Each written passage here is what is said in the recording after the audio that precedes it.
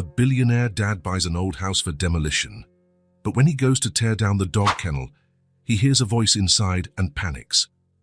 The sky was still dark when Warren Cade parked at the entrance of Thornwood Manor. He checked his watch, 5:15 a.m. The workers would arrive in 45 minutes to start the demolition. Enough time for one last inspection. Warren adjusted his jacket against the morning chill as he surveyed the shadowy structure before him. The mansion had once been imposing. Now it was just another asset in his portfolio, an obstacle to be removed to make way for the lucrative condominium complex he planned to build. For $3.5 million for this ruin, he muttered to himself as he walked through the overgrown garden. It'll be worth every penny when we're done. At 48, Warren had built a real estate empire by buying old properties, demolishing them, and erecting modern structures. He wasn't a man for sentimentality. He was a man of business. His cell phone vibrated. A text message from Jackson, the demolition supervisor, confirming the crew would be on site at 6 o'clock sharp. Warren replied with a simple, "Okay," and pocketed the device. He liked to personally check each property before demolition. Details made all the difference in his projects. Instead of entering through the main door, he decided to walk around the mansion, assessing the land where luxury homes with lake views would soon stand. The property was extensive, with several auxiliary buildings scattered in the back, an old stable, a tool shed, and a stone dog kennel that seemed to have withstood time better than the rest of the structures. The dog kennel caught his eye. It wasn't in the main photos of the appraisal report. Warren checked the blueprint on his tablet, confirming it would be demolished along with everything else. He decided to take a closer look. Maybe the stone could be repurposed. As he approached the structure, he noticed something strange. The metal gate was ajar, swinging slightly in the morning breeze. A broken chain hung from one side. Warren frowned. The property was supposed to have been vacant and locked up for years. The last security report from 3 days ago mentioned no signs of trespassing. Probably teenagers looking for a place to drink, he thought, pushing the gate, which groaned on its rusted hinges. The interior was dark. Warren turned on his phone's flashlight, illuminating a corridor that branched into several compartments. It smelled of mold and abandonment. "Hello?" he called out, more by reflex than actually expecting an answer. "Is anyone here?" Silence was his only reply. He was about to turn back when he heard it, a soft, almost inaudible cry. Warren froze. The sound was fragile, muffled, but unmistakably human, and it didn't sound like an adult's cry. "Is anyone there?" he asked again, his voice echoing off the stone walls. The crying stopped abruptly. A shiver ran down his spine. Warren wasn't a man of irrational fears, but something about that sudden silence deeply disturbed him. "I just want to help," he said, cautiously advancing down the corridor, the beam of his flashlight cutting through the darkness ahead. That's when he heard a tiny voice, and so low he almost missed it. "Mommy." Warren's heart pounded. A child. Here. With demolition machinery arriving in less than half an hour. "Oh my God," he murmured, a sudden panic seizing him. He ran down the corridor, frantically lighting up each compartment.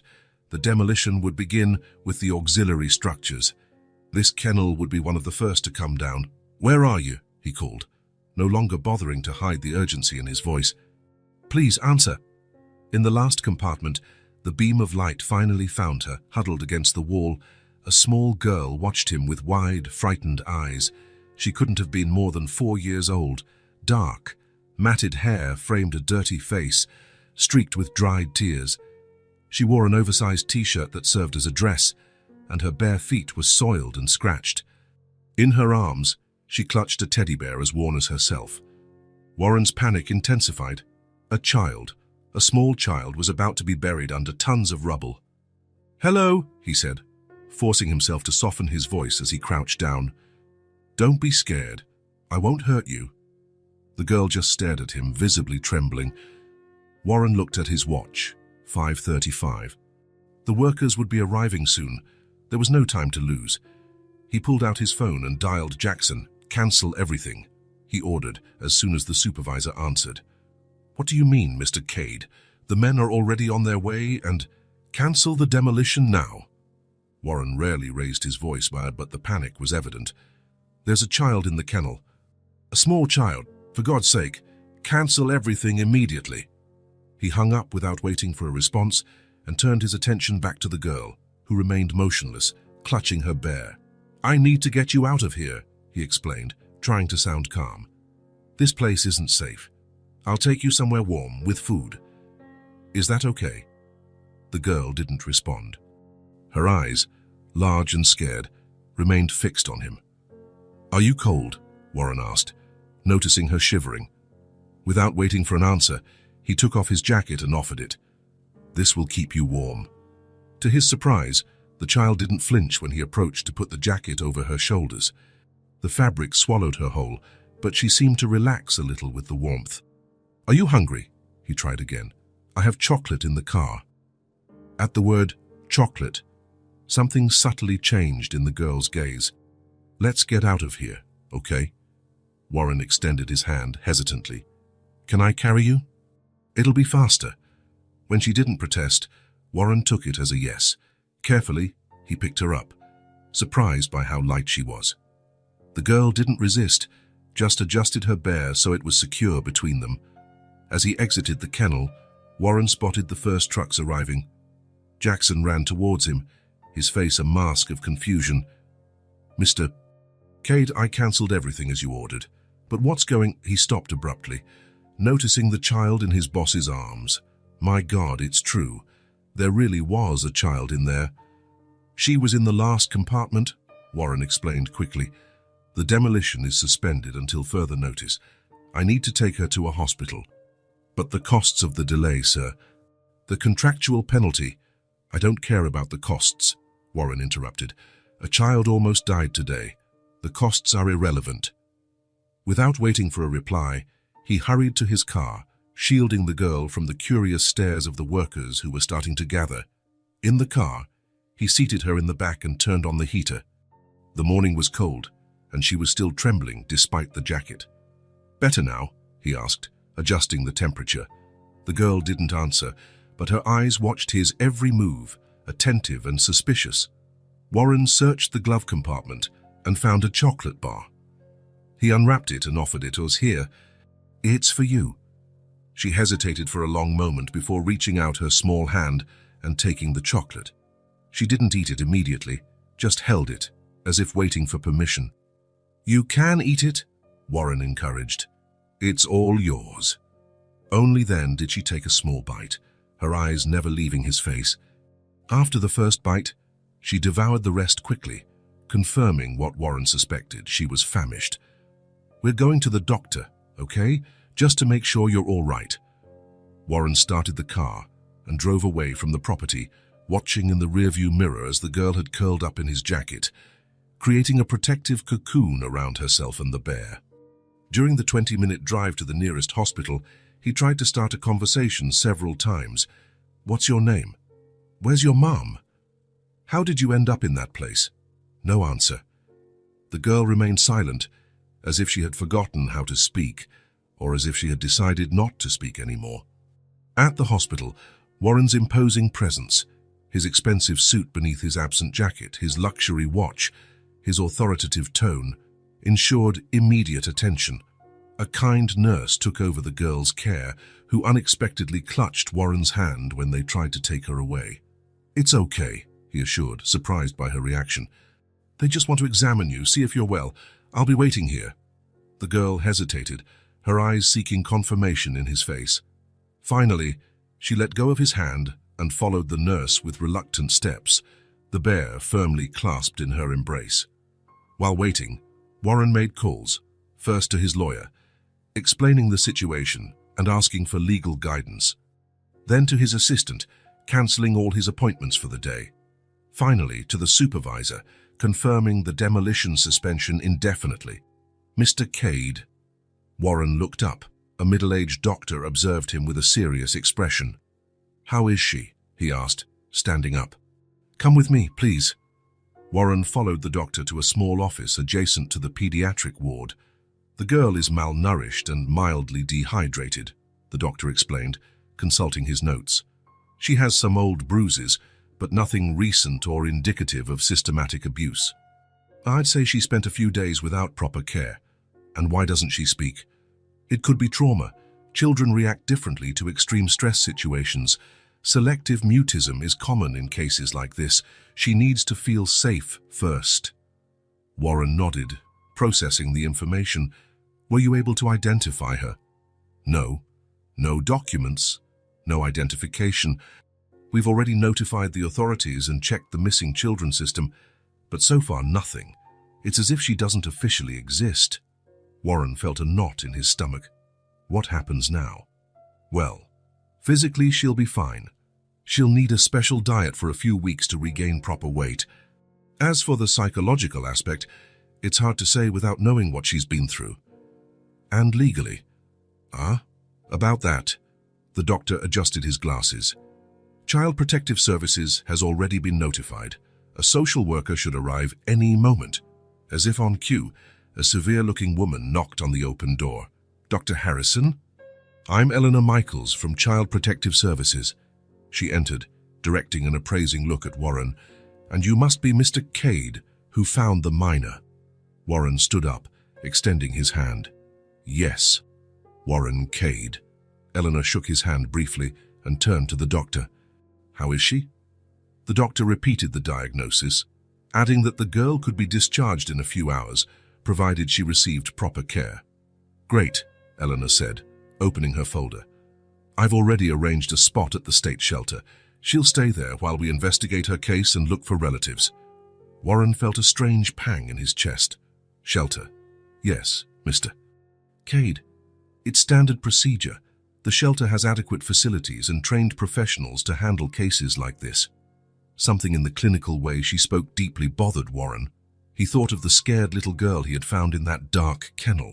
He thought of how she had clutched his hand, as if he were her only anchor in an unknown world. He thought of the almost non-existent weight of her body when he carried her. No, he said firmly, surprising himself. Excuse me. Eleanor raised an eyebrow. She's coming with me. Eleanor and the doctor exchanged glances. Mr. Cade, the social worker began, her tone condescending. It's not that simple. There are procedures, evaluations, legal requirements. Then tell me what I need to do, Warren interrupted, using the same decisive tone he employed in tough negotiations. I want to assume temporary guardianship of her while all this is sorted out. Eleanor studied him for a moment, as if trying to ascertain his intentions. Why? She finally asked. You have no obligation to this child. Warren had no ready answer for that, at least not one that made logical sense. How to explain the panic he'd felt hearing that cry in the kennel minutes before demolition? How to justify the absolute certainty that he couldn't just hand her over to the system and go back to his life? Because I found her, he said simply. And maybe that means something. Eleanor sighed, massaging her temples. Mr. Cade, I understand your humanitarian impulse, but there are protocols to follow.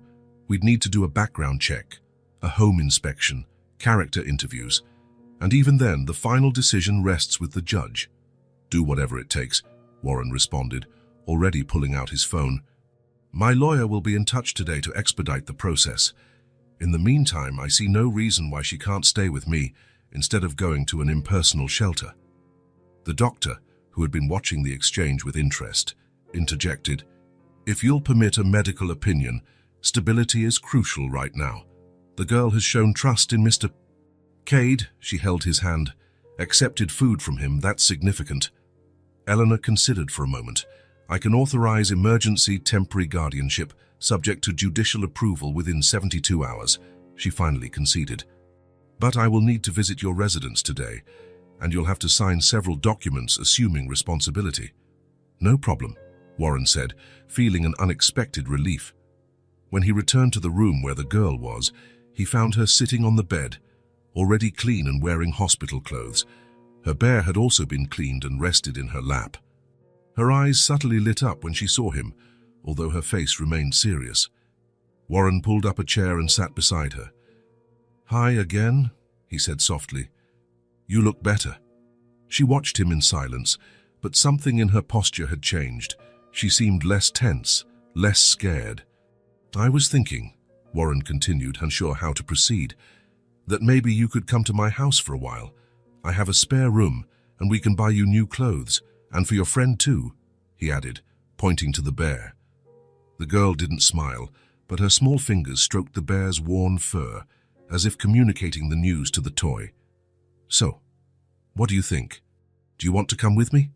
She didn't answer with words, but timidly extended her free hand and touched Warren's, a gesture so small and yet so monumental at the same time. At that moment, under the soft hospital light, an as yet unnamed bond began to form between two strangers whom fate had brought together through a half-open gate. Warren Cade, the ruthless businessman who tore down the old to build the new, looked at that silent child and knew, with a certainty that defied logic, that his life would never be the same. Warren's house sat atop a hill overlooking the city, a modern structure, all glass and concrete, with 3 floors and more windows than walls. There was something cold about its impeccable architecture, as if it were a space to be admired, not lived in. When the car pulled into the driveway, the girl looked out the window with wide eyes. She had probably never seen a house like it. "We're here," Warren said, trying to sound cheerful. "This is my house. Now it'll be your house too for a while." She didn't respond, just clutched the bear tighter to her chest. In the 2 days since he had found her in the kennel, she hadn't spoken a single word. The doctor assured him there was nothing physically wrong. Her voice worked perfectly. The problem lay elsewhere. Warren helped her out of the car. She wore new clothes, hastily bought at a department store on the way from the hospital. A simple blue dress, a light jacket, white shoes. She looked like a doll, so small and fragile. "Shall we go in? It's getting cold," Warren suggested, extending his hand.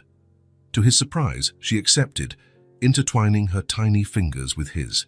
It was a small but significant gesture. The main door opened automatically as they approached, part of the house's smart security system. The girl stepped back, startled. "It's okay," Warren assured her. "It's just the door. It opens by itself when we get close." They entered the spacious foyer, with its marble floor and floating staircase leading to the upper floors. Late afternoon light streamed in through the ceiling windows, creating golden patterns on the floor. "Susan," Warren called, "we're home." Susan Finch, the housekeeper who had worked for him for 8 years, appeared from the kitchen. She was a woman in her 60s, grey hair always pulled back in a bun, with a kind but efficient demeanor. "Mr. Cade," she greeted him, and then her gaze fell on the girl. "And this must be our special guest." Warren had called Susan the day before, explaining the unusual situation. She had listened without question, one of the qualities he valued most in her. "Susan will take care of the house and prepare our meals," Warren explained to the girl. "She makes the best cookies in the world." The girl observed the housekeeper with the same attentive and suspicious gaze she directed at everything. "Hello, dear," Susan said, crouching down a bit but keeping her distance. "It's a pleasure to meet you." No response, just those large, watchful eyes. "The room is ready," Susan informed Warren. "I followed your instructions. I hope it's suitable." "I'm sure it is. Shall we go up and see?"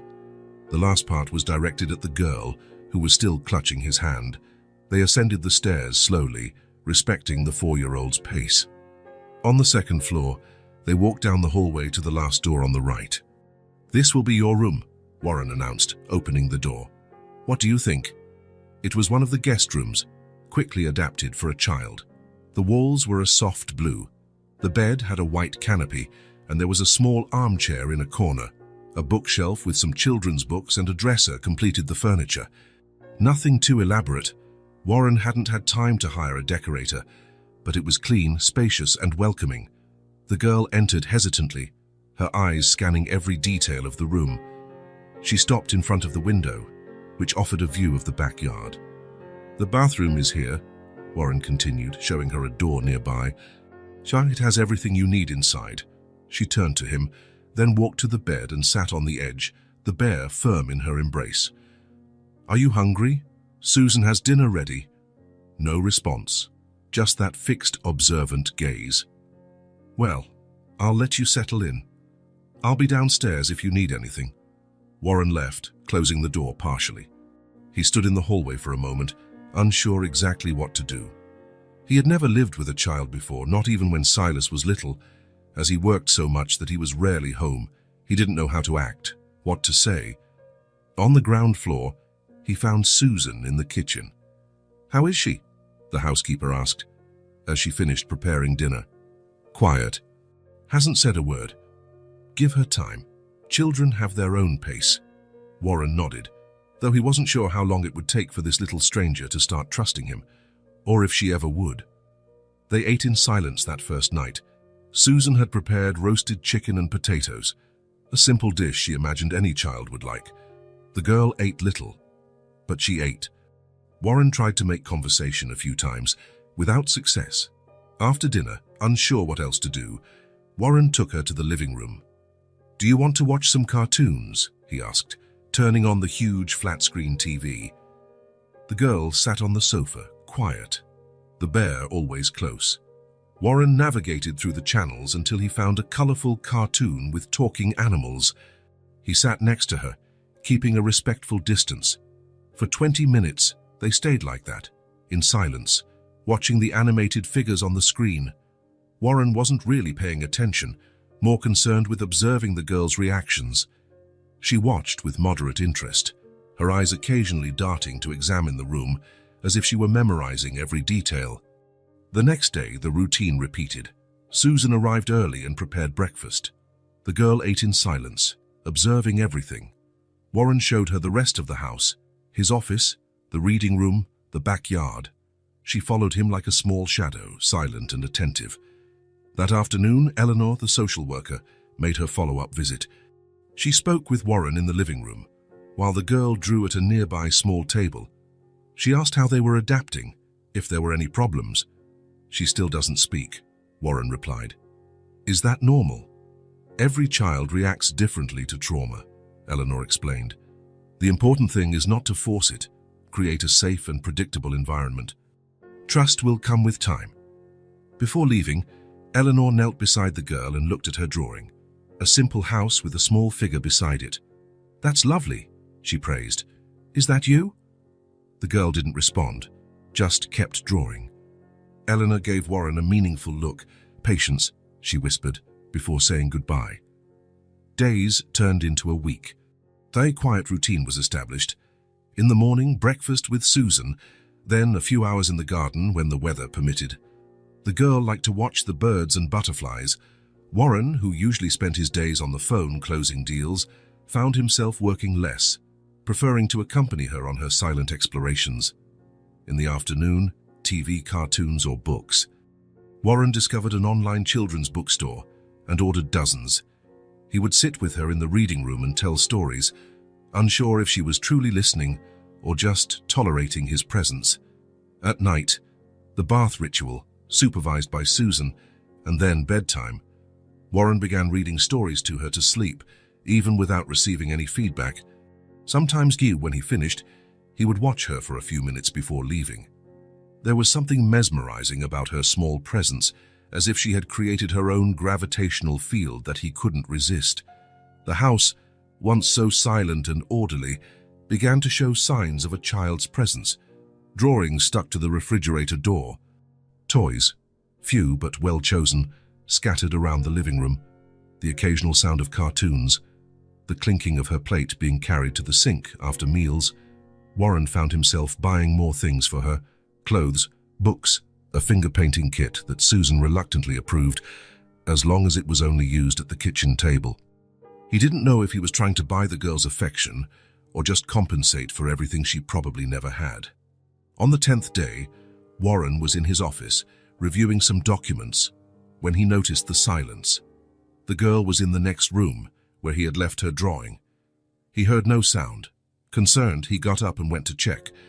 He found her standing in front of the photo shelf, one of the few personal items displayed in the austere house.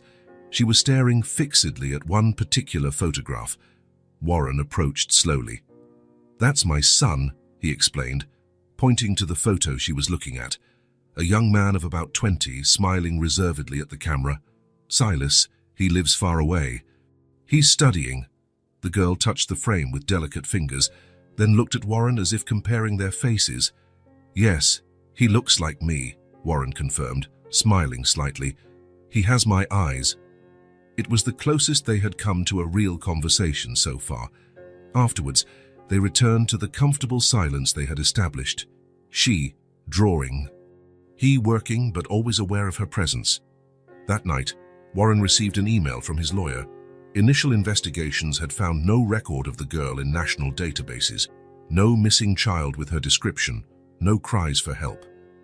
It was as if she had appeared out of nowhere in that abandoned kennel. The hearing to decide on temporary guardianship was scheduled for the following week. Warren closed his laptop, feeling a mixture of relief and concern. Part of him wanted to find out where she came from, who her family was. Another part, a part that surprised him, feared someone would show up to take her away. He went up to her room at the usual time. She was already in bed, the bear beside her. Warren picked up the night's book, a story about a rabbit who wanted to reach the moon. He sat on the edge of the bed and began to read, as he always did. His voice, normally used to give orders on construction sites or close deals in boardrooms, took on a softer, almost gentle tone. When he finished, he closed the book and smiled at her. "Good night," he said, as he always did. "Sleep tight." He was about to get up when it happened. "My name is Nora." The voice was so small, so fragile, that for a moment Warren thought he had imagined it. He looked at her, his eyes wide with surprise. "What?" he asked, almost breathless. "Nora," she repeated, a little louder this time. "My name is Nora." Warren felt something inside him shatter and rebuild at the same instant. A lump formed in his throat. "Nora," he repeated, savoring the sound. "That's a beautiful name."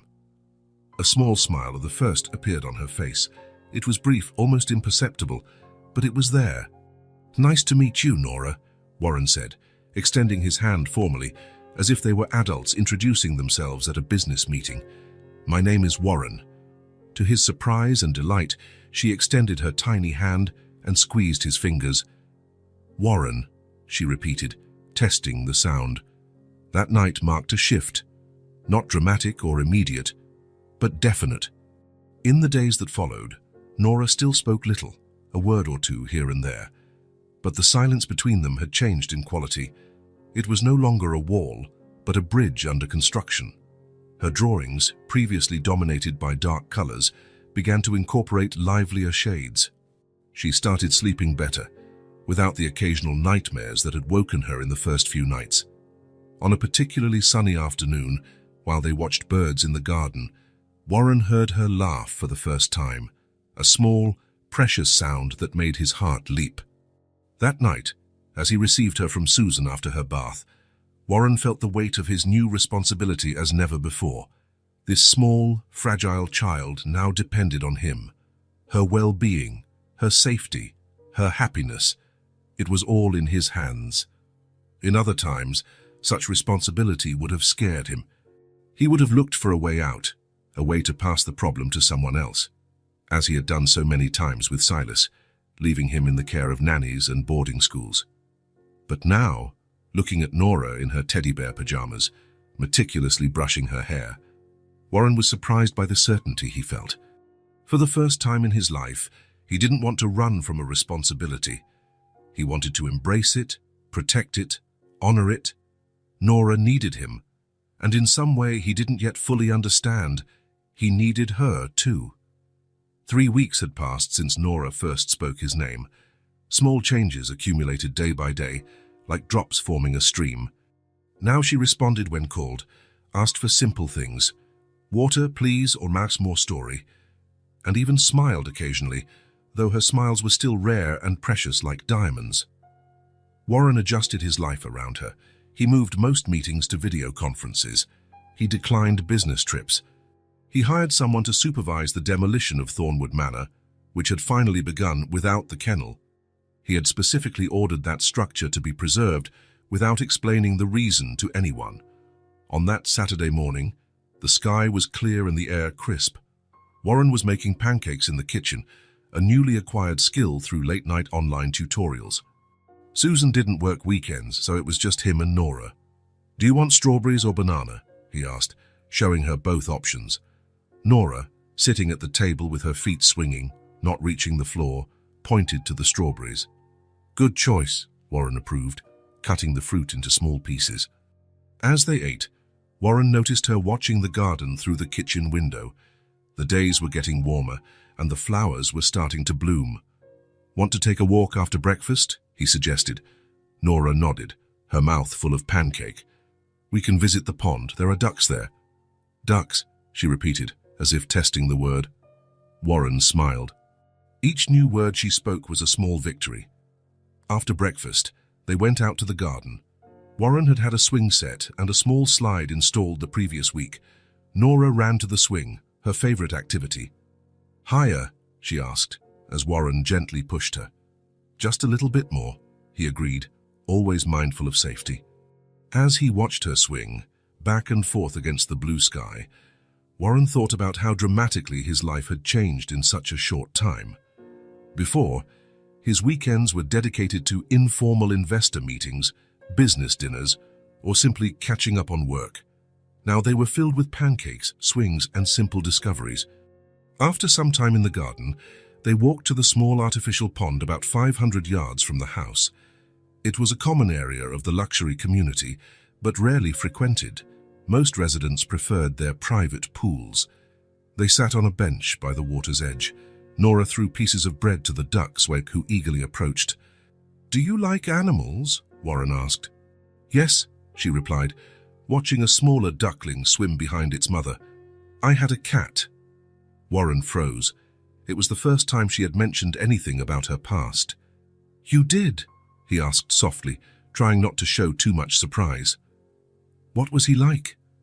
"Orange," Nora said, still looking at the ducks. "His name was Sunny."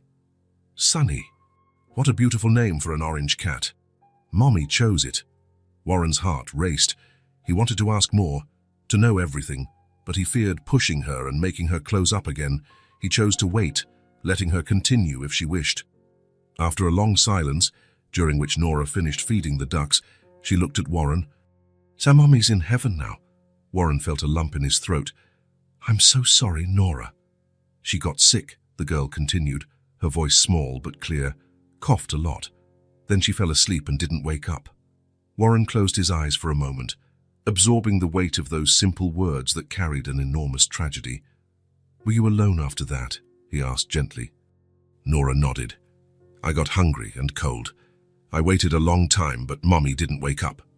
She hugged her teddy bear, which she carried everywhere. "Then I went to find help." "And you found the mansion," Warren completed. "I walked a long way," she explained. "It was dark. I saw the big house. Nobody answered when I called. There was an open gate in the back. I went in because it was raining." "The kennel," Warren murmured, the pieces fitting together. "It seemed warmer inside," Nora said simply. "I stayed there waiting for someone to show up." And someone did show up, Warren thought. By pure chance, or perhaps not so coincidental. He had been there that specific morning, moments before the demolition.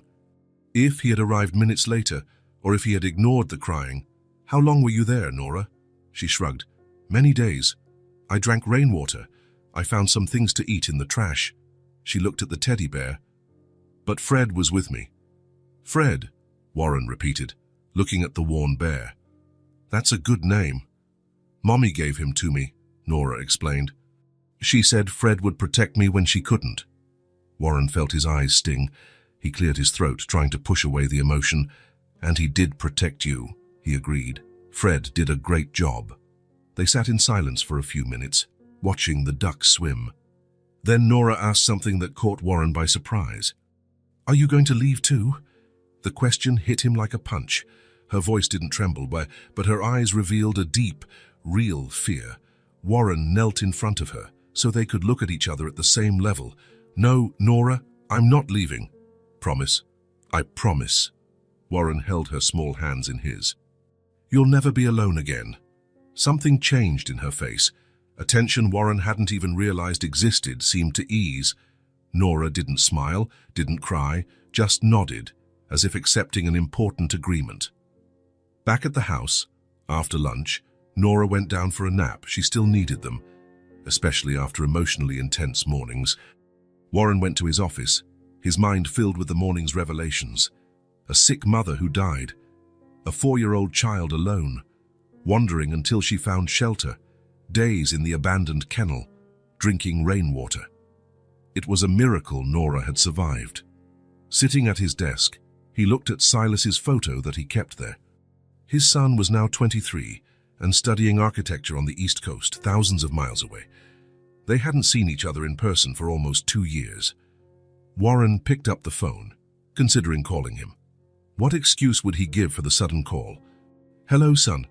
I've temporarily adopted a little girl, and it made me realize how much of an absent father I was to you." He put the phone back on the desk and opened his laptop. Maybe an email would be better. Easier to choose the right words without the awkward silence on the other end of the line. He started typing. "Silas, I hope your studies are going well. I know it's been a long time since we really talked. The truth is, something unexpected happened that changed my perspective on a lot of things.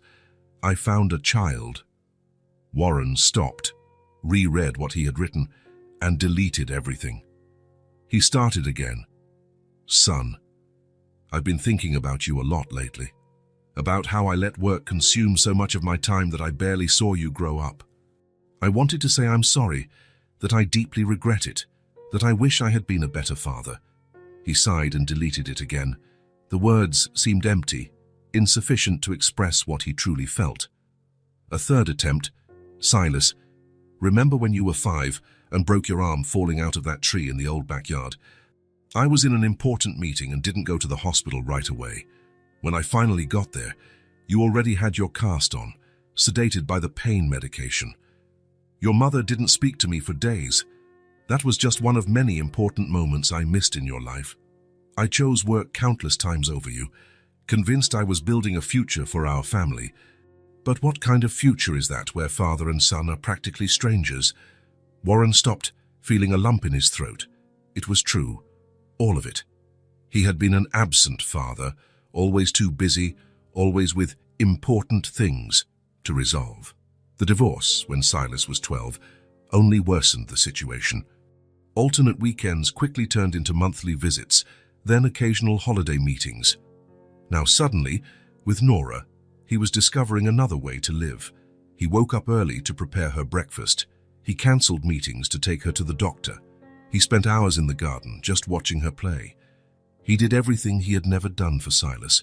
He reread what he had written. He added one last line. "I'd like to see you. There's someone very special I want you to meet." His finger hovered over the send button for several seconds. So many things he wanted to say, so many lost years to recover, but the fear of rejection, of indifference, was too great. Warren saved the message as a draft and closed his laptop. He wasn't ready. The words seemed inadequate, the timing wrong. Maybe tomorrow or the day after, when he was sure of what he really wanted to say. That afternoon, when Nora woke from her nap, Warren took her to buy art supplies, colored pencils, paints, large sheets of paper. She chose everything with meticulous care, examining each color as if it were a vital decision. Back at the house, they set up a space in the living room for her to draw. Warren pushed the coffee table aside and spread a protective canvas on the floor. "What are you going to draw?" he asked, as he organized the materials. "Our family," Nora replied, picking up a blue pencil. Warren froze. "Our family?" "Yes," she confirmed, as if it were obvious. "You face me and Fred." Warren felt something warm expand in his chest. He watched in silence as Nora drew 3 figures, a large one, him, a small one, her, and an even smaller one, Fred, the bear. All 3 holding hands under a bright yellow sun. "It's beautiful, Nora. Can we put it on the fridge?" she asked, holding up the drawing for him to see better. "Absolutely," Warren agreed. "It's the perfect place for it." As he fastened the drawing to the refrigerator with colorful magnets, Warren thought again of Silas. How he had never hung up his drawings when he was little. They went straight into a folder his first wife kept, and which probably still existed in some box in her attic. That night, after putting Nora to bed and reading her usual story, Warren returned to his office. He opened his laptop and found the draft of the message to Silas. He reread the words, feeling the weight of each one. His finger moved to the send button, hovered for a moment, and then he closed the email without sending it. He still wasn't ready. The wounds were too deep, the chasm between them too great to be crossed with simple typed words. Perhaps, Warren thought, he needed to fix things with Nora first. Prove to himself that he could be the kind of father a child deserved. Then, when he was sure, he would try to rebuild the bridge with Silas. Closing his laptop, Warren walked to Nora's room to check on her one last time before retiring, a new habit he had developed. He opened the door silently. She slept peacefully, Fred firmly embraced. Her face was relaxed, at peace. Warren felt a wave of protectiveness so intense it almost unbalanced him. "Fike, you'll never be alone again," he whispered, repeating the promise made earlier. Never again. And in his heart, he knew it was a promise he intended to keep, no matter what.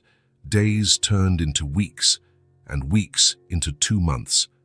The house on the hill, once so silent and orderly, now had its own soundtrack. Small footsteps running down the hall, occasional laughter, a child's voice humming invented songs while playing with her few, but precious toys.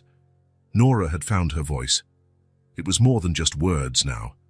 They were complete sentences, curious questions, surprising comments that showed how her mind absorbed the world around her. Sometimes, when she thought she was alone, she would sing softly to Fred, her inseparable bear.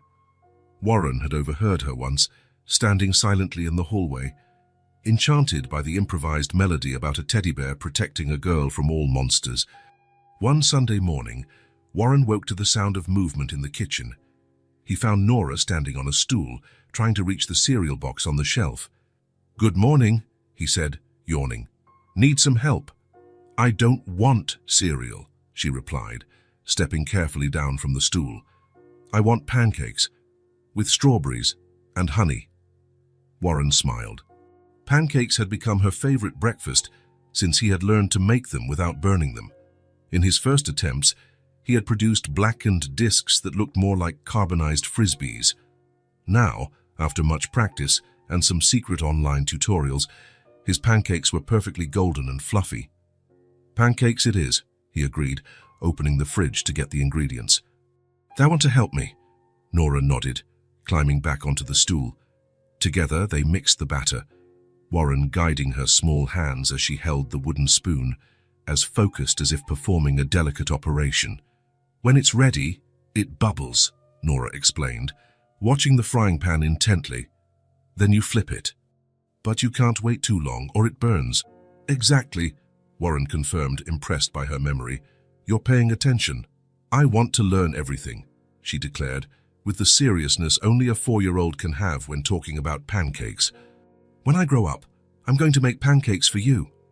The simplicity of the promise touched Warren more deeply than any $1 million contract ever could. As they ate, Warren observed how Nora had changed since she arrived. Her hair, once dull and matted, now shone, falling in soft curls around her face. Her cheeks had gained color, and her eyes, once so wary, now often lit up with curiosity and even joy. She was still thin for her age, but no longer with that alarming fragility of the first few days. "What are we going to do today?" she asked, nibbling on a strawberry. "Can I choose?" "Of course you can. What would you like to do?" Nora thought for a moment, her brow furrowed in concentration, a small trace of honey at the corner of her mouth. "Can we go to the bookstore? I want a new book. I already know the ones we have by heart." Warren smiled. They had visited the children's bookstore at the mall twice, and Nora had been fascinated. She couldn't read on her own yet, but she loved the illustrated books and memorized the stories after Warren read them to her. She often picked up a familiar book and pretended to read to Fred, turning the pages at the exact moment and reciting the words she remembered. "Of course we can." At the bookstore, Nora spent almost an hour carefully examining each option, pulling Warren from one shelf to another. He watched, fascinated, as she evaluated the covers, flipped through the pages, seriously considered each choice. Finally, she decided on a book about a family of turtles who had adventures in the ocean. "So this one," she announced, hugging the book. "The little turtle looks brave." Warren noticed her hesitate, looking at 3 other books she had considered longer. "Let's take this one," he said, picking up the turtle book. "And these too," he added, gathering the other 3 that had caught her eye. Nora's eyes widened. "All of them, all of them."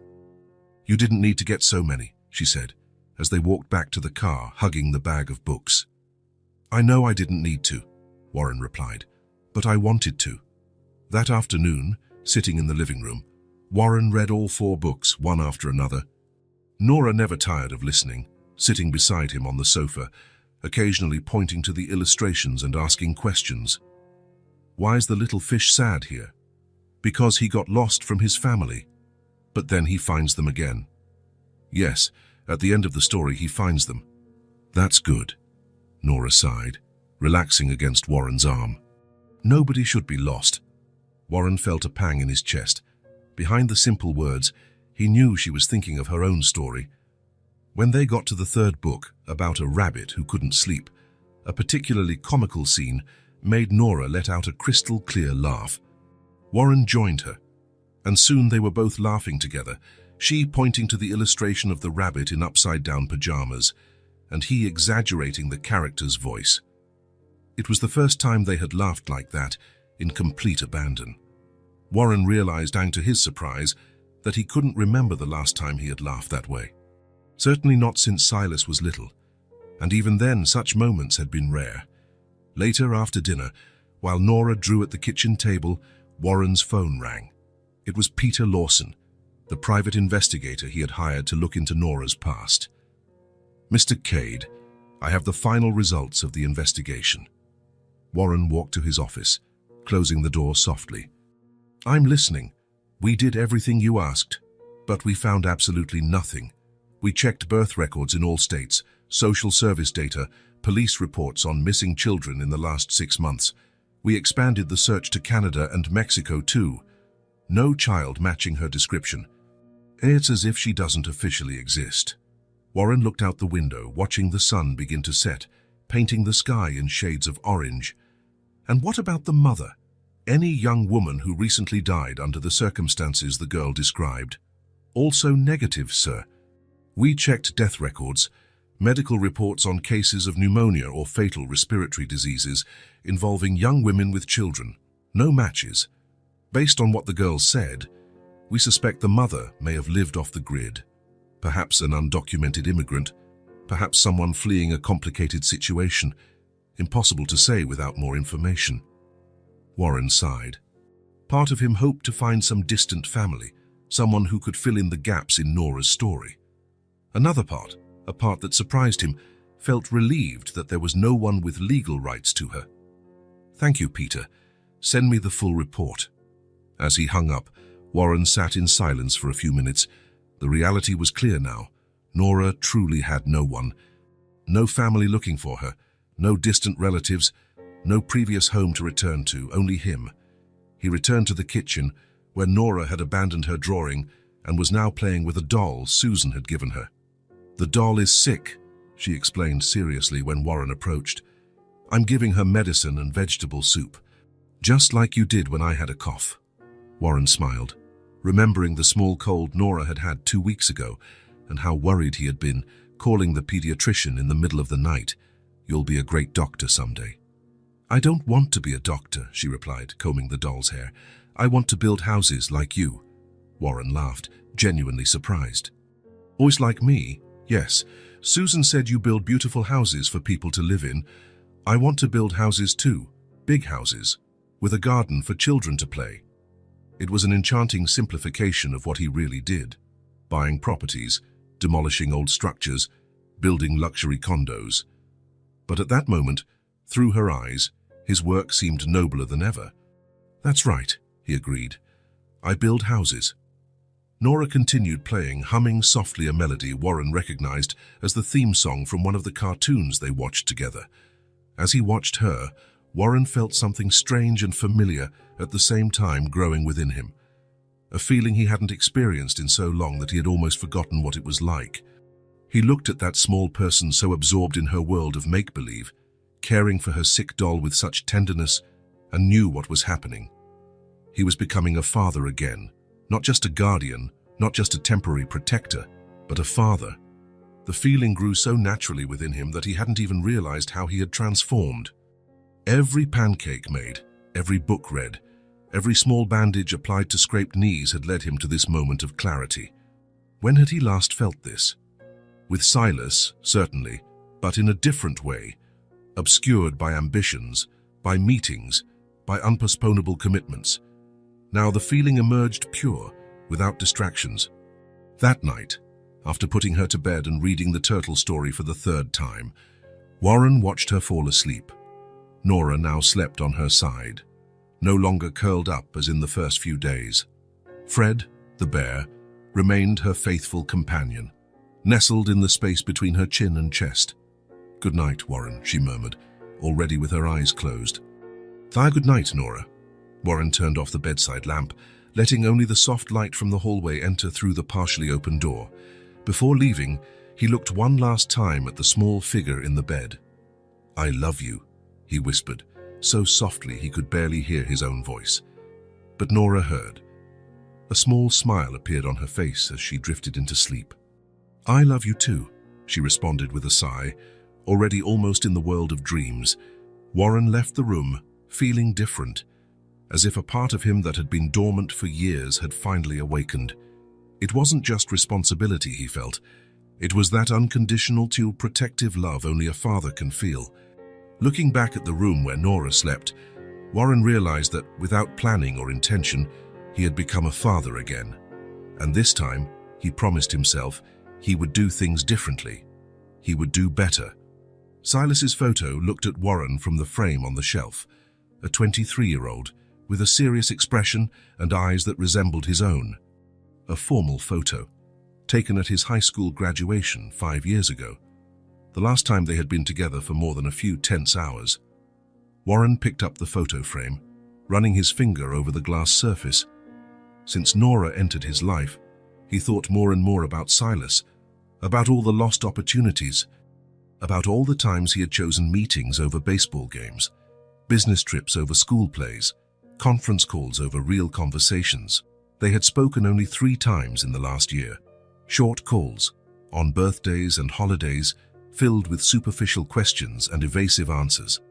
"How are studies going?" "Fine." "And work?" "Busy as ever." Nothing real, nothing true. The clock on the wall read 9:47 a.m., Sunday. Nora was still asleep. She had stayed up late the night before, building a cushioned fort in the living room. Warren held his cell phone in his hand, Silas's number on the screen. He had mentally rehearsed what he would say, but all the phrases sounded inadequate, insufficient. He took a deep breath and pressed the call button before he lost his nerve. 1 ring, 2, 3. "Hello." Silas's voice sounded sleepy. Warren realized too late that he had probably woken him up. 3-hour time difference, East Coast. "Silas, it's your dad." A pause. "Dad, has something happened?" Silas's voice changed from sleepy to worried in an instant. "No, nothing has happened. Or rather, many things have happened, but nothing bad." Another pause, longer this time. "Okay. It's strange for you to call on a Sunday morning." "It's not my birthday or anything." Warren felt the weight of years of estrangement in that simple sentence. His son was right. He only called on specific occasions, as if following a protocol instead of maintaining a relationship. "I know. Warren closed his eyes, searching for courage. "I needed to talk to you. Really, this time. I'm listening." Warren walked to the window, looking out at the garden where Nora played every day. The words he had rehearsed vanished. Only the truth remained. "I haven't been a good father," he finally said, his voice more shaky than he intended. "I'm sorry." "I truly am." He took a deep breath before adding, "And I miss you." The silence on the other end of the line seemed to last an eternity. Warren could only hear his own breathing and, faintly, the sound of a city waking up, probably the noise coming from Silas's apartment window. "I think I've been waiting for that sentence forever." Silas's response held no anger or bitterness, just a raw honesty that hurt more than any accusation could. I know, Warren replied, and I regret taking so long. What changed? Silas asked. Why now? Warren hadn't planned to tell him about Nora over the phone. He wanted to do it in person, see Silas's reaction, explain everything from the beginning. But something in his son's direct question demanded immediate honesty. Something unexpected happened, something that changed my perspective on a lot of things. Warren hesitated, especially about being a father. Did you meet someone? Silas's question had a cautious tone, as if he feared his father was about to announce a new marriage or relationship. It's not that. Warren almost smiled at the misunderstanding. It's complicated to explain over the phone. There's something important I want to show you. Something you need to see in person. Another silence, briefer this time. Are you in good health? The concern was palpable in Silas's voice. I'm great, son. It's nothing like that. Warren hesitated. It's a good thing. At least, I think it is. He heard Silas sigh on the other end. You're not going to give me any hints.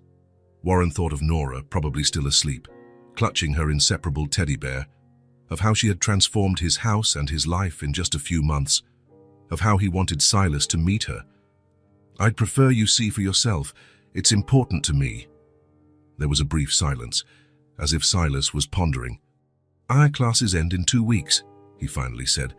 I can come home after final exams. Home. The word hung between them. Silas still called his father's residence home, even after years of living away. Something in Warren warmed at that. That would be perfect, he responded, trying not to sound too eager. I can send you a ticket if you like. No need. I have enough money. The answer came quickly, almost defensively. Years of Warren's attempts to buy his son's affection with expensive gifts had left scars. Of course, whatever you prefer. An uncomfortable silence settled again. Silas? Yes? Thank you for agreeing to come. It means a lot to me. Don't thank me yet, Silas replied, but there was a slight hint of humor in his voice. I don't even know what you want to show me. Warren smiled. I believe you'll like the surprise. Now I'm curious. Good. I'll see you in 2 weeks then. Yes. I'll text you the flight when I buy the ticket. When they hung up, Warren remained by the window for a long time, the phone still in his hand. It had been easier than he expected, more difficult too in some way. The simple words, I'm sorry, I miss you, had been the hardest he had ever uttered, and also the truest. A soft rustle made him turn. Nora was standing in the office doorway, rubbing her sleepy eyes. Fred held firmly in her arm. Good morning, she said, yawning. Who were you talking to? Warren smiled, putting his phone in his pocket. To my son, Silas. Remember I showed you his picture? Nora nodded, suddenly more alert. The one who looks like you in the photos. That's the one. Warren crouched down to be at her height. He's coming to visit us in 2 weeks. How do you feel about that? Nora's eyes widened. Will he like me? The question, so direct and vulnerable, caught Warren by surprise. He pulled her into a gentle hug. He'll love you. I'm sure of it. What if he doesn't? She insisted, the worry evident in her small voice. Warren pulled back slightly to look her in the eyes. Silas has a good heart. He just needs time sometimes, like all of us. But trust me, it's impossible not to like you. This seemed to satisfy her. Nora smiled, that rare and precious smile that lit up her whole face. Sally, can I show him my drawings? Of course you can. And your books and the swing and anything else you want. As he followed Nora to the kitchen, where she was already talking animatedly about breakfast, Warren felt a mixture of anxiety and hope. In 2 weeks, the two worlds he had kept separate would meet, his past and his present. The son he had neglected and the girl who was teaching him to be a father again. For the first time in years, Warren Cade had something to look forward to beyond contracts and negotiations. The airport was busy that Friday afternoon. Warren checked the arrivals board for the 3rd time. Silas's flight had landed 10 minutes ago. He would soon be coming through those doors. In the 2 weeks since the call, Warren had meticulously prepared for the visit. Silas's room was ready, exactly as he had left it before leaving for college, with a few new touches. The refrigerator was stocked with his favorite foods. Warren had even cancelled all his meetings for the following week, something unthinkable a few months ago. But he hadn't told Silas about Nora. He had decided it was better to explain in person, to see his reaction, to allow the two of them to meet without preconceived expectations. Nora, on the other hand, knew all about Silas. Warren had shown her pictures, told her stories, explained that his son was studying architecture across the country. She had asked 1,000 questions: if he liked to draw like her, if he knew how to make pancakes, if he would bring presents. The last question had made Warren uneasy. Silas didn't know about Nora. How would he bring presents? "He's very busy," Warren explained, feeling guilty about the half-truth. "But I'm sure you two will get along great." The automatic doors opened, and a group of passengers began to exit. Warren stretched his neck, searching among the people, and then he saw him. Silas looked older than in the recent photos he had sent. Taller, perhaps, or just more mature. He wore jeans, a simple t-shirt, and a light jacket. A backpack on his back and a small suitcase completed his luggage. His eyes scanned the concourse until they met Warren's. There was a moment of hesitation before Silas approached. They didn't run to embrace like so many other families around them. Instead, a formal handshake transformed into a brief, awkward hug. "Good flight?" Warren asked, taking Silas's suitcase. Smooth. The flight was delayed a bit on takeoff, Dami, but they made up time in the air." Casual conversation continued in the car, about the weather, about traffic, about changes in the city since Silas's last visit. Nothing about the strange call from 2 weeks ago. Nothing about the high surprise Warren had mentioned. As they entered the road leading to the community where Warren lived, Silas finally brought up the subject. "So, Dad, are you going to tell me what this important thing you wanted to show me is?" Warren gripped the steering wheel tighter. "When we get home, it's better if you see it for yourself." Silas frowned but didn't press. As they entered the house, they were met by silence. Warren had asked Susan to take Nora to buy art supplies. He wanted time to explain everything to Silas before their first meeting. "Nothing's changed around here," Silas commented, looking around the impeccably decorated living room. Warren smiled slightly. If he only knew. "Son, let's put your things in your room and then we can talk."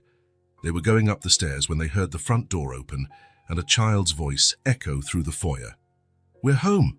Look, Warren, I chose blue and green and yellow paint and—" Nora's voice rapidly approached, followed by the sound of small footsteps running down the hall and then up the stairs. Before Warren could react, she appeared at the top, her face lit up with excitement, a bag of art supplies in her hand. Upon seeing Silas, Nora stopped abruptly, her eyes widening. Silas froze, his backpack still on his back. He looked at the child, then at Warren, his expression a mixture of confusion and shock. "Dad, who is this child?" The tone wasn't accusatory, just genuinely perplexed. Warren took a deep breath. This wasn't how he had planned this moment, but perhaps it was better this way. No script, no preparations. "Silas, this is Nora. Nora, this is my son Silas, who I told you about." Nora, overcoming her initial surprise, smiled shyly. "Hi," she said, waving her free hand. "You look like the picture." Silas still looked confused, but managed a polite smile. "Hi, Nora. What a surprise to meet you." Warren noticed Susan standing at the bottom of the stairs, with a worried expression. "Susan, can you take Nora to arrange her new supplies in her room? Silas and I need to talk." "Of course, Mr. Cade. Shall we go, Nora?" Nora hesitated, looking from Warren to Silas, clearly reluctant to leave, now that the person she had heard so much about was finally here. "Later, you can show all your drawings to Silas," Warren promised. "Now we need to talk for a bit, okay?" She nodded, handing the bag to Susan and descending the stairs. Before following the housekeeper, she looked back one more time, smiling at Silas. In the office, with the door closed, Warren finally told him everything. The day he found Nora in the kennel minutes before the demolition, the impulsive decision to take her home instead of leaving her in the system, how gradually she had started to speak, to trust, to reveal fragments of her story, the sick mother who died, the days alone, wandering until she found shelter in the abandoned kennel. The detective confirmed, there are no records of her anywhere, no family looking for her. It's as if she just appeared out of nowhere that morning. Silas listened in silence, occasionally nodding, his expression unreadable. When Warren finished, he asked, "How long has she been with you?" "Almost 3 months now." "And what happens now? Will social services find a family for her?" Warren hesitated. "That's the thing, Silas. I've been thinking a lot about it." Before he could continue, they heard a soft knock at the door. It was Nora, holding a colorful paper. "Can I come in?" she asked, peeking through the partially open door. Warren looked at Silas, who nodded. "Of course, sweetheart," Warren replied. Nora entered timidly, going straight to Silas. "I made a drawing for you," she said, holding out the paper. "It's you, Warren, and me, and Fred too." Silas took the drawing. It showed 4 figures holding hands, a tall man with grey hair, Warren, a younger man, Silas, a small girl, Nora, and what appeared to be a brown teddy bear, Fred. Above them, a bright yellow sun and the word family, written in large, colourful letters. "You wrote that?" Silas asked, pointing to the word. "Warren taught me the letters," Nora explained proudly. "I know how to write my name too, and yours, Silas. Silas smiled, his first genuine smile since he arrived. "Very good. And it's an incredible drawing." He looked at Warren. "She's smart." "Very," Warren agreed, observing the interaction with a tight heart. Nora, satisfied with the reaction, smiled widely. "Are you going to stay here with us?" she asked. "For a few days," Silas replied, still studying the drawing. "I'm on vacation from school." "Cool. Can I show you my other drawings, and my books, and the swing in the garden?" Silas looked at Warren as if asking for permission. "Why don't you show Silas your room?" Warren suggested. "Then you can see the garden." As Nora left, pulling Silas by the hand, Warren remained in the office, a mixture of relief and apprehension. The meeting had gone better than he expected, but he still didn't truly know what Silas thought about the situation. Hours later, with Nora already in bed after insisting that Silas read her bedtime story, the 2 men sat on the porch with 2 beers. The silence between them was heavy with unasked questions. "She's amazing," Silas finally said, breaking the silence. "Oh, so smart and so resilient," Warren nodded. "I never thought this would happen," he admitted, "that I'd get so attached to someone in such a short time." "You've changed," Silas observed. "You're different with her." The observation contained years of unspoken history between them. Warren felt the weight of those words. "Silas, I know I wasn't the father you deserved. I was always busy, always prioritizing work. It's not about me now," Silas interrupted, without resentment in his voice. "It's about her, about what you're going to do." Warren took a deep breath. "What do you think I should do?" Silas looked at the house, at the window of the room where Nora slept. "She's already chosen you," he said simply. "Now it's your turn to do it." The words hit Warren like a bolt of clarity. That was exactly it. Nora had chosen him from the very first moment, trusting him when she had no reason to trust adults. Now it was up to him to make the conscious, official, permanent choice. "I'm going to start the adoption process," he said, the words sounding right as soon as he spoke them. "I want her to be my daughter, legally. Forever." Silas smiled, raising his beer bottle in a silent toast.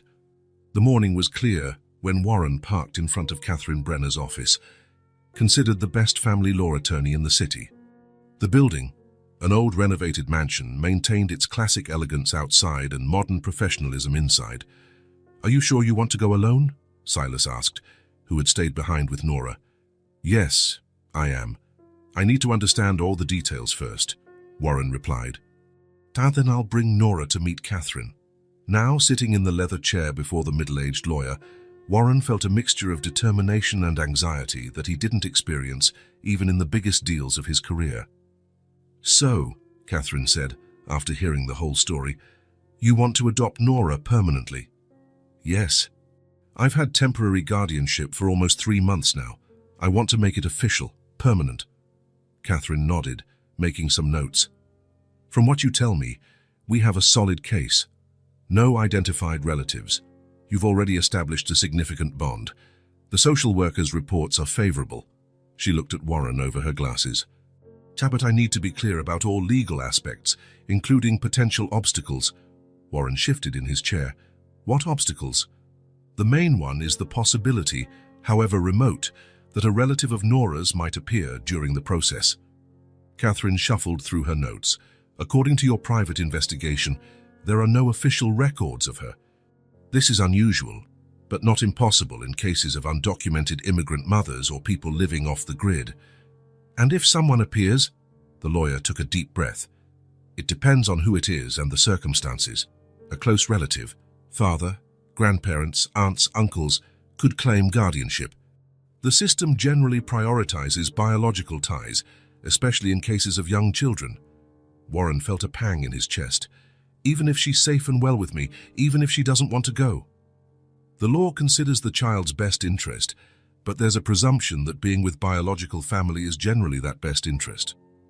Catherine softened her tone. "I'm not saying it will happen, just that we need to be prepared for that possibility." Warren was silent for a moment, absorbing the impact of those words. The idea of losing Nora to someone who had never been present, who had never protected her when she needed it most, was unbearable. What are the real chances of that happening? "Honestly, low. 3 months have already passed without anyone looking for her. The investigation found nothing, but the court will require a period of searching for relatives and publishing notices before finalizing the adoption. It's standard protocol." Warren ran a hand through his hair. "How long does the whole process take?" "Under normal circumstances, 6 months to a year. But I can request acceleration, considering the time she's already been with you, and the fact that there are no other adoption candidates." When Warren left the office, he carried a folder full of forms to fill out and a new concern weighing on his shoulders. The possibility, however remote, of losing Nora was like a shadow hanging over his determination. At home, he found Nora and Silas in the garden. She was showing him how she could swing by herself without being pushed. "Look, Warren, look how high I go." Warren forced a smile, hiding his concern. "Amazing, Nora. You're almost flying." During dinner, Warren remained quiet, answering Nora's questions with short sentences, his mind elsewhere. When it was time to put her to bed, she surprised him with a question. "Are you sad with me?" The question caught him off guard. "Of course not. Why would you think that? You're different. You didn't smile today. You didn't tell a funny story at bath time." Warren sat on the edge of the bed, touched by her perception. "I'm not sad with you, Nora. I never could be. I'm just thinking about grown-up things. Boring things." "Yes, very boring things." He genuinely smiled for the first time that night. "But nothing for you to worry about." Nora didn't seem convinced, but she accepted the explanation. Warren read her usual story, gave her a goodnight kiss and left, leaving the door ajar. In the hallway, he found Silas waiting. "How was it with the lawyer?" Warren motioned for him to follow him to the office, where they could talk without Nora hearing. "The process seems straightforward," he explained, pouring 2 glasses of whiskey, "but there are potential complications." Silas listened intently, as Warren explained everything Catherine had said. When he finished, his son was silent for a moment. "I understand your concern," he finally said, "but the chances really seem small. Even small, they exist. What if someone appears out of nowhere, claiming rights over her? Someone who never cared, who didn't even look for her when she needed it most?" Warren took a long gulp. "Sir, the idea makes me sick." "Maybe you should keep it in perspective and not let fear dominate your actions," Silas suggested. "Nora needs you to be stable." Warren nodded, thoughtfully. "You're right, I need to stay calm for her." But in the weeks that followed, even after Silas returned to college, Warren couldn't completely shake off the worry. The adoption process moved forward. Forms were filled out, interviews conducted, home visits performed. Each step brought the adoption closer, but also kept alive the possibility of complications. Nora, sensitive as she was, noticed the change. She started asking more frequently if Warren loved her, if she would stay forever. She began having occasional nightmares again, waking up crying in the middle of the night. "She's picking up on your anxiety," Susan explained after a particularly difficult night when Nora had woken up 3 times calling for Warren. Children are like emotional sponges. Warren blamed himself. His worry was affecting Nora, making her regress. He tried to hide his feelings better, to feign a confidence he didn't fully feel, but she seemed to see through the facade. One night, while talking to Silas on the phone, Warren vented his frustration. "I'm messing everything up. She was doing so well, so confident. Now she's anxious again, insecure. And it's all my fault." "It's not your fault to be worried," Silas replied. "It's natural, you love her, but it's affecting her. Then be honest, explain it, in a way she understands. Children notice when we're hiding something. Maybe the uncertainty is worse than the truth." Warren thought about the advice for several days. Finally, on a quiet afternoon while they colored together at the kitchen table, he decided to follow Silas's suggestion. "Nora," he began, choosing his words carefully, "remember when I told you I was thinking about grown-up things?" She nodded, without looking up from her drawing. "I'm trying to do something very important. I'm trying to make you officially my daughter. Forever." This captured her attention. Her eyes met his, filled with hope and fear at the same time. "Forever, really?" "Really? With papers and everything? It's called adoption. Like in the books, when the child gets a new family." Warren smiled.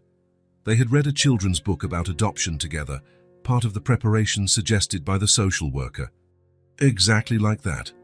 But sometimes it takes time, and sometimes there are complications. Complications. Difficulties. Things we need to sort out first." Warren took a deep breath. "And that makes me a little worried sometimes. That's why I've been different." Nora was silent, absorbing the information. "Silas, do you still want me to be your daughter?" she finally asked, her voice small. Warren felt his heart clench, more than anything in the world. "Then it will work," she declared, with the absolute simplicity of a child. "You always get what you want. You're Warren." Warren laughed, touched by her unwavering trust. "I'll do everything I can," he promised. Absolutely everything. That night, Warren received a call from Silas. "How is she?" "Better. We talked today, like you suggested." "And did it help?" "I think so. She seems calmer." "Me too, actually." There was a pause on the other end of the line. "I've been thinking," Silas finally said, "now that you know what it's like to be a father, don't give up." Not because of fear. The simplicity of the phrase hit Warren deeply. "I won't give up," he assured. "I promise I'll do everything in my power to protect her. I know you will, and for that, I'm proud of you." Silas's words echoed in Warren's mind in the following months. The adoption process moved with the speed of careful bureaucracy, slow but continuous. Catherine worked miracles, accelerating what she could, but there were still inevitable procedures. The notices were published. No one appeared. Background checks were completed. Impeccable. The social workers' reports were finalized, extraordinarily positive. Finally, 6 months after the process began, came the day of the final hearing. Warren bought Nora a new blue dress, her favorite color. Silas flew in to be present. Even Susan closed the house to accompany them. The courtroom was imposing, with its dark wood panels and high ceiling. Nora clutched Warren's hand tightly, impressed by the environment. Silas walked beside them, occasionally smiling at Nora when she looked at him, seeking reassurance. When they entered the courtroom, Catherine was already waiting for them. Judge Porter, a man in his 60s with a serious but not stern expression, presided over the session. The hearing began with formalities. Catherine presented the case, highlighting the most relevant points. The social worker confirmed her favorable recommendations. Warren answered some basic questions about his financial situation, his home, his plans for Nora's education. Finally, the judge looked directly at Warren. "Mr. Cade, I am satisfied with the technical aspects of this case. All requirements have been met, all checks performed. But adopting a child is not like acquiring property or closing a business deal." The judge adjusted his glasses. "I am looking at a man who built a career buying and tearing down the old to build the new, who spent decades focused on business, not relationships. I have to ask, are you fully aware of what you are taking on? Of the permanent responsibility involved in raising a child? The room fell silent. Warren felt the weight of all eyes. He looked at Nora, sitting beside him, small in the oversized chair, watching him with those eyes that had seen so much in so little time. "Your Honor," he began, his voice firmer than he expected, "when I found Nora in that abandoned kennel, I thought I was saving her. I only realized later that she saved me." Warren paused, choosing his words carefully. "She gave me back something I didn't even know I had lost. My heart." The judge didn't react immediately, studying Warren as if looking for signs of insincerity. "I spent my life building buildings and accumulating money," Warren continued. "I believed that was success. Nora taught me that a laugh is worth more than $1 million contract. That reading the same story for the 10th time is more important than any meeting. That being present, truly present, is the greatest gift we can give someone." He glanced at Silas briefly. "A lesson I learned too late with my son, but one I will not waste with her." Warren took a deep breath before concluding, "I am fully aware of what I am taking on. And more than that, I desire this responsibility with all my being." The judge observed Warren for a long moment, then looked at Nora. "And you, young lady, do you want Mr. Cade to be your father?" Nora nodded vigorously. "Yes, he makes the best pancakes." A wave of soft laughter rippled through the room. Even the judge smiled. "Well, that certainly is an important qualification." He looked back at the documents in front of him, then raised his eyes. "Having reviewed all the facts and circumstances of this case, and considering the best interest of the child, this court grants the full adoption of Nora by Warren Cade, with all rights and responsibilities inherent in the father-daughter relationship." A gavel strike sealed the decision. For a moment, Warren stood motionless, almost disbelieving. Then he felt Nora's small arms wrap around his neck as she jumped into his lap. "Are we family now? Really and forever?" she asked, her eyes shining. "Yes, Nora," Warren replied, hugging her without fear of showing emotion. "Really and forever." Silas approached, placing a hand on his father's shoulder. "Congratulations, you two." Nora extended an arm, including Silas in the hug. After a moment of surprise, he leaned in, completing the family circle. As they left the courtroom, Nora in Warren's arms, her blue dress contrasting with his dark suit, Catherine smiled. "You make a beautiful family." Warren looked at Nora, then at Silas walking beside them. The word family had never held so much meaning.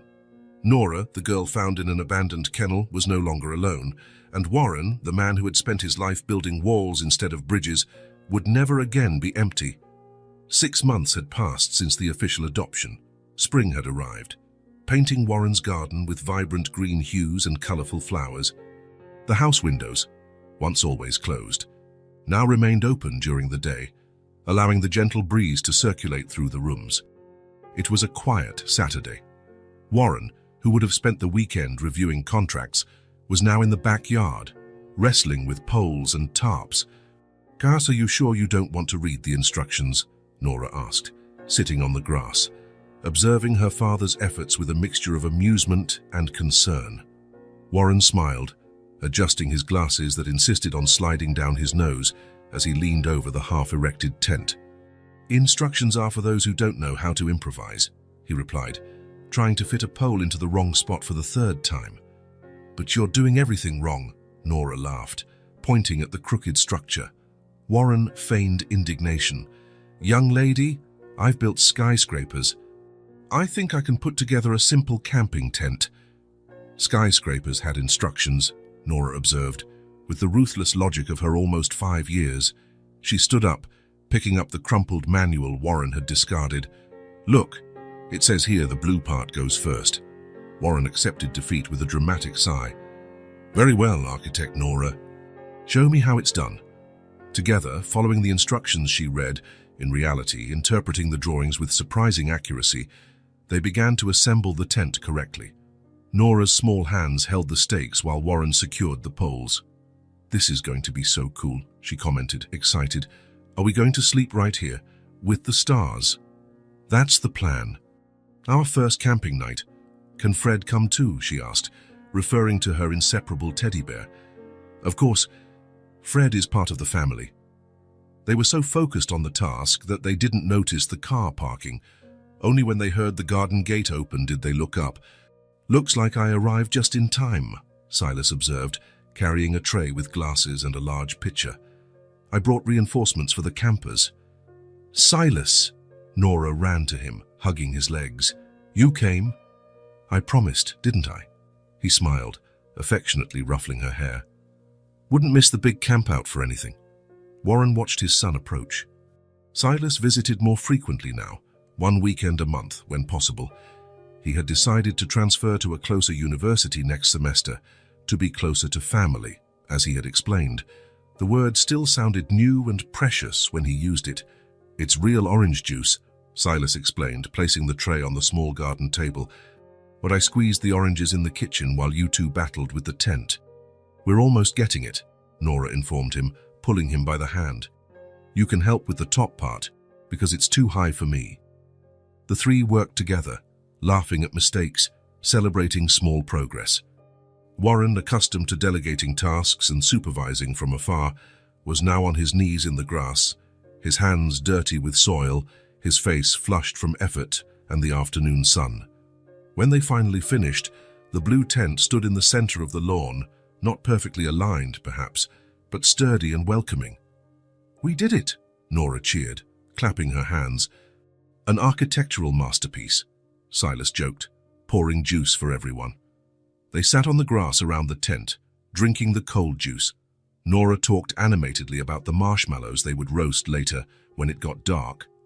Silas told stories from college, plans for the future. The conversation flowed naturally, without rush or formality. Warren remained quieter, savoring not just the juice, but the moment. He watched his son, now more relaxed and open than he had ever been in adolescence. He watched Nora, whose eyes no longer carried that constant fear of the first few days. He watched the sky, which was beginning to tint orange and pink and announcing dusk. "What are you thinking about, Dad?" Silas asked, noticing his silence. Warren smiled. "How everything changes." "For the better?" Nora asked, tilting her head. "Definitely for the better." Nora, satisfied with the answer, got up to explore the inside of the tent, taking Fred with her. Silas took the opportunity to approach his father. "She's doing so well," he commented. "So happy." "We all are," Warren replied. "Even you seem lighter." Silas nodded. "It's hard not to be affected by her joy. It's contagious." When Nora called Silas to help her arrange the sleeping bags inside the tent, Warren was left alone for a moment, taking in the scene, his son and his daughter, laughing together as they arranged their small, improvised camp.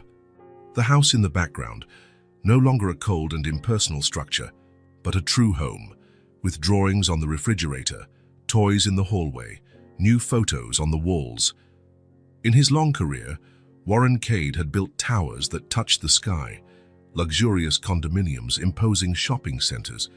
He had transformed abandoned plots into valuable properties, demolished the old to erect the new. His name was etched on inauguration plaques throughout the city, but now, observing that simple blue tent and the two most important people in his life, he finally understood the most fundamental truth. No matter how much you've built in the world, nothing is worth more than building a home. Warren smiled and joined his family, under the sky that was slowly filling with stars. If this story touched your heart, subscribe to the channel and turn on notifications so you don't miss the next ones. Leave a like, because it helps this story get recommended to more people. See you in the next story.